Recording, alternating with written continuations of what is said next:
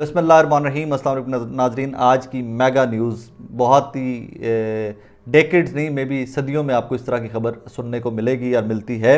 वो ये है कि हिंदुस्तान का चंद्रयान-3 खलाई जहाज़ आज चांद पर लैंड कर गया है। बहुत बड़ी खबर है, बहुत ह्यूज डेवलपमेंट है और इसके ऊपर हिंदुस्तान मुबारकबाद का मुस्तहिक है।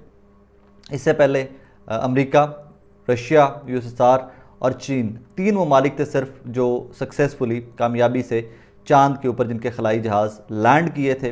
हिंदुस्तान की तीसरी अटैम्प्ट थी। हिंदुस्तान 2 अटैम्प्ट इससे पहले ले चुका था। पहली अटैम्प्ट नाकामयाब हुई थी, सेकेंड अटैम्प्ट पार्शली सक्सेसफुल थी, थर्ड अटैम्प्ट उनकी चंद्रयान-3 की 100% सक्सेसफुल है और बहुत बड़ी बात है, बहुत बड़ी एक कह लीजिए कामयाबी हासिल की आज हिंदुस्तान ने। अच्छा, अब सवाल ये पैदा होता है कि इतने अरबों रुपए लगाकर चांद के ऊपर जाकर हिंदुस्तान ने करना क्या है भाई? ये जो पहले जो ममालिक पे पहुंचे में चांद के ऊपर, उन्होंने करना क्या? तो हिंदुस्तान का मेन पर्पस जो है वो चांद के ऊपर पहुंचने का, एक तो ये कि उनका चाइना एक उनके राइवल नेशन है जो देखें वो इमर्जिंग सुपर पावर है चाइना, और राइजिंग इंडिया इस टाइम के ऊपर अगर जो वो अपने लिए लफ्ज़ इस्तेमाल करते हैं, राइजिंग इंडिया ने उनको बहुत सारी चीज़ों के ऊपर टफ कंपटीशन दिया हुआ है। एक ये तो था कि उस टेक्नोलॉजी की दौड़ में, उस तरक्की की दौड़ के अंदर भी वो ज़रा टक्कर दे सकते हैं, आंखों में आंखें डाल सकते हैं चीन के, रशिया के और बाकी ममालिक के। तो वो एक तो ये पर्पस है। नंबर 2 जो मेन प्रैक्टिकल पर्पस है हिंदुस्तान का, वो ये है कि चंद्रयान-3 ने जहाँ पर लैंड किया है, इसका सबसे मेन टारगेट या सबसे फोकल टारगेट जो है वो ये रखा गया है कि इसने वहाँ पर पानी की मौजूदगी या पानी से बनी बर्फ़ की मौजूदगी को दरियाफ्त करना है। अगर तो चंद्रयान-3 सक्सेसफुली वहाँ से ढूंढ लेता है हिंदुस्तान का खलाई जहाज़ जो आज लैंड किया है चंद्रयान-3 चांद के ऊपर, अगर तो ये सक्सेसफुली ढूंढ लेता है कि जनाब चांद पर इसको कहीं पर पानी के शवाहिद मिल जाते हैं, इसको पानी से बनी बर्फ़ के शवाहिद कहीं पर मिल जाते हैं, तो इसका मतलब एक होगा और वो बहुत बड़ा मतलब ये है कि जनाब कल को इंसान चांद के ऊपर जाकर भी आबाद हो सकेंगे। So it's gonna be a huge development अगर इस तरह के चंद्रयान किसी भी इस किस्म की रिसर्च या इस किस्म की फाइंडिंग में कामयाब हो जाता है, अगर वो इस किस्म का कोई मुशाहिदा वहाँ से प्रैक्टिकली दुनिया में वापस इंडिया में भेज सकता है, तो it's gonna be huge huge huge development.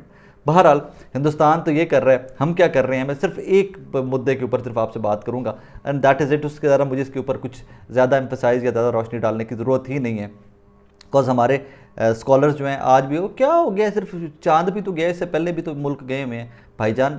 इसमें सिर्फ एक एंगल याद रखिए कि न्यूक्लियर पास दुनिया में 4 से ज़्यादा हैं, लेकिन चांद के ऊपर लैंड करने वाले इस टाइम दुनिया में सिर्फ 4 मुल्क हैं, हिंदुस्तान, चाइना, रशिया और America.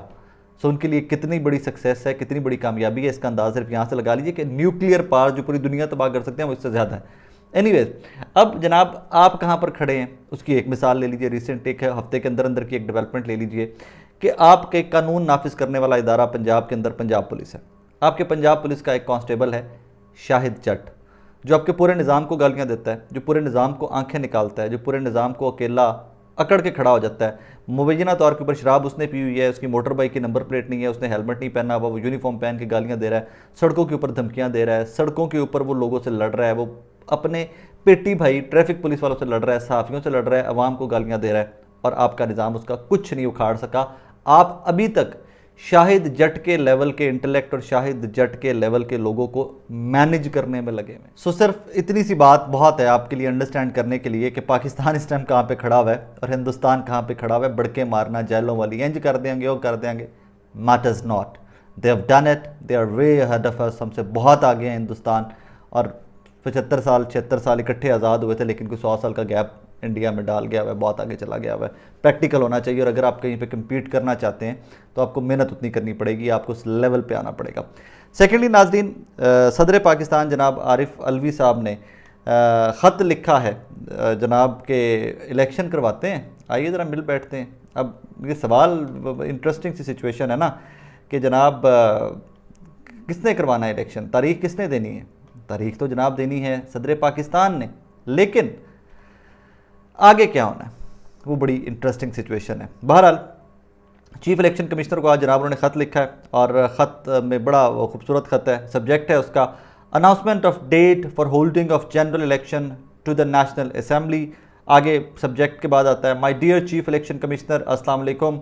Whereas the National Assembly was dissolved on the advice of the Prime Minister by President on 9/8 2023, whereas by virtue of Article 48(5) of the Constitution of Islamic Republic of Pakistan, the President is obliged to appoint a date not later than 90 days from the date of dissolution of the assembly। के मतलब 90 रोज़ के अंदर अंदर मुझे तारीख देनी है भाई इलेक्शन की। प्रेसिडेंट साहब इलेक्शन कमिश्नर साहब को लिख रहे हैं। सो आप आज तशरीफ़ ले आइए या कल तशरीफ़ ले आइए और आज हम बैठ कर इसके ऊपर बात कर लें कि तारीख क्या देनी चाहिए, कब तक हम इलेक्शन करवा सकते हैं। अब ये तो है कानूनी कार्रवाई, ये तो है कागज़ जो लिखा हुआ जो सबके सामने आ गया। खबर इसके अंदर ये है कि जनाब इस मुलाकात अगर हो भी जाती है, मेरे पहले तो लगता है कि मुलाकात नहीं होगी, मुलाकात हो भी जाती है तो 90 रोज़ के अंदर इलेक्शन कमीशन या इलेक्शन कमिश्नर इलेक्शन करवाने के ऊपर मुत्तफिक नहीं होंगे। आएँ बाएँ शाएँ का रास्ता जहाँ कहीं से भी किया जाएगा। दो के एट द सेम टाइम एक कार्ड इलेक्शन कमीशन ने भी खेला हुआ है। इलेक्शन कमीशन ने भी तमाम सियासी जमातों के सरबराहान को मुद्दऊ किया हुआ है अपने पास कि आइए जी बैठ कर इलेक्शन की बात करते हैं, हमने क्या करना है।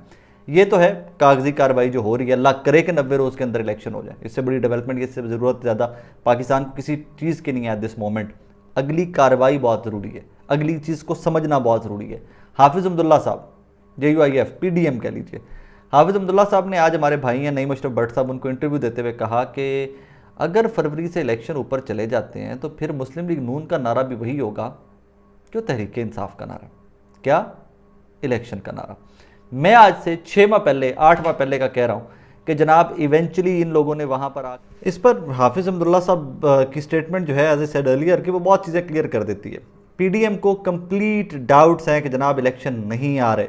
जरदारी साहब, नवाज शरीफ साहब, शहबाज शरीफ साहब, मरियम साहिबा, हमजा साहब, इमरान खान साहब, ये तमाम लोग एक लाइन में खड़े होकर इलेक्शन का मुतालबा करेंगे। एंड एट दैट टाइम फिर वो मुझे बात याद आती है कि जब आप लोगों ने पंजाब और KP में 90 रोज़ से ऊपर गए थे तो तब आपने खुद के प्रेसिडेंट सेट कर दिया था कि यार कल कुछ भी हो जाए साढ़े लिए रौला नहीं पाना। लेकिन बदकिस्मती की बात यह है कि पाकिस्तान के अवाम रुल रहे हैं। एट दिस मोमेंट इशू अवाम का बन चुका हुआ है, इशू पॉलिटिकल नहीं है। दो के पॉलिटिकल वॉर्स के अंदर तो उन्होंने इतना कुछ वक्त ज़ाया कर दिया हुआ है कि अब अगर इसके ऊपर मज़ीद डिले किया जाए तो पाकिस्तान के अवाम फर्दर रुलते जाएंगे आके। लेकिन इसमें फिर एक वही चीज़ है कि एक डिफरेंट एंगल इसका ये है कि उन्होंने कल को एक दूसरे से के मद्दे मुकाबले इलेक्शन लड़ने के लिए भी हो सकता है एक पॉलिटिकल टैक्टिक हो कि देखें जी हम तो एक दूसरे के खिलाफ हो गए, अपने अपने जगह पर इलेक्शन लड़ेंगे जाकर। लेकिन डाउट्स वहाँ पर हैं, डाउट्स आर कम्प्लीटली देयर। सदर पाकिस्तान छक्के पे छक्का मार रहे हैं, सदर पाकिस्तान आए दिन कुछ ना कुछ ऐसा कर रहे हैं कि जिससे लगता है कि वो अपनी हिज होल्डिंग इज़ ग्राउंड, अपनी जगह के ऊपर कायम दायम खड़े हुए हैं, जमहूरियत की बका चाहते हैं, जमहूरियत की एम्पावरमेंट चाहते हैं। लेकिन सदर पाकिस्तान एक तरफ है, पूरे मुल्क की सियासी जमातें और बाकी तमाम मुक़्तदिर हल्के एक तरफ हैं। सो उसमें सदर पाकिस्तान किस हद तक रेजिस्ट कर सकते हैं, किस हद तक लड़ सकते हैं, उसका हमें इंतज़ार करना पड़ेगा। लेकिन बहुत टाइमली छक्के पे छक्का मार रहे हैं और वो कैच नहीं हो रहे। अभी सदर पाकिस्तान कैच नहीं हो रहे, बाउंड्री से बाहर जा रहे हैं उनकी हिट्स। लेकिन I hope and I pray कि इस सारे छक्के पे छक्के के चक्कर के अंदर पाकिस्तान आगे चले, पाकिस्तान की आवाम की बेहतरी हो, और उसी की उम्मीद हम सबको रखनी चाहिए। लेकिन बज़ाहिर अभी सूरत हाल मुझे नहीं लगता कि हम इलेक्शन की तरफ जा रहे हैं। That is my observation. ये ख्वाहिश नहीं है, ख्वाहिश तो ये है कि कल सुबह इलेक्शन की तैयारी हो और अनाउंसमेंट हो जाए, but that is my observation कि भी चीज़ें प्रैक्टिकली थोड़ी ऑन ग्राउंड मुख्तलिफ हैं। लेकिन सदर पाकिस्तान अपनी अथॉरिटी और अपने इक़्तिदार को या अपनी पावर को बिल्कुल ठीक इस्तेमाल करते हुए नज़र आते हैं। अपना ख्याल रखिएगा। अल्लाह हाफ़िज़।